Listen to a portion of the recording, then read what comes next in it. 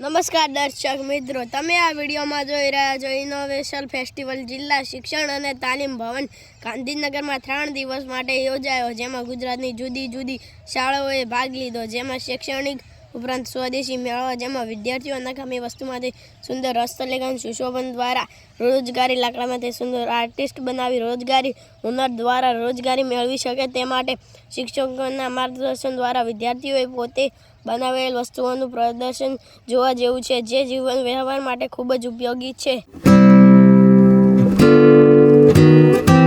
તમે જોઈ શકશો કે આ પ્લાસ્ટિકનું કન્ટેનર અને એ સાથે જ આ આપણે નાની મોટી રજાને બધું વાપરીને અમે આવો આર્ટિસ્ટિક પીસ બનાવવામાં આવેલો છે. અને આ વસ્તુ અમે આપણે જો બહાર માર્કેટમાં પ્લેસ આઉટ કરીએ છીએ તો બનેલી વસ્તુ છે 50 રૂપિયાના ખર્ચમાં બનેલી વસ્તુ આજે 1500 થી 2000 રૂપિયામાં એ વેચી શકે.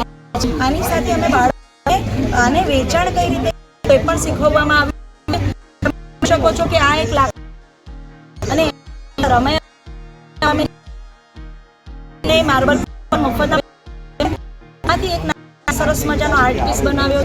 આની અમારી જે ખર્ચ છે 3 રૂપિયાનું લાકડું છે અને બીજો સમજો કે 10 રૂપિયાનો ખર્ચ થાય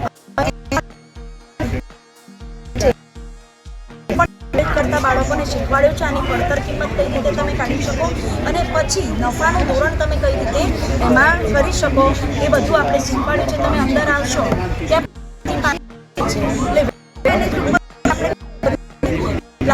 બોટલ છે, એમાંથી અમે આવો મજાનો આર્ટિસ્ટિક પીસ રેડી કર્યો છે.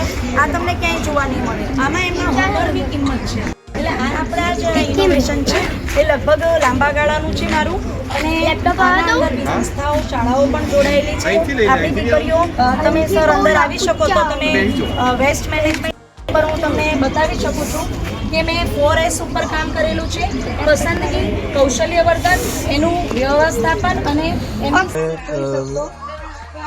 સરવાળામાં બંદીવાળી હોય ને તો એમાં ભૂલો કરતા હોય છે કે 8 ને 7 15 થયા તો 15 લખ્યા પછી કેવું બાળક ત્યાં ત્યાં રાખે પછી આનું ટોટલ કરીને લખી દે.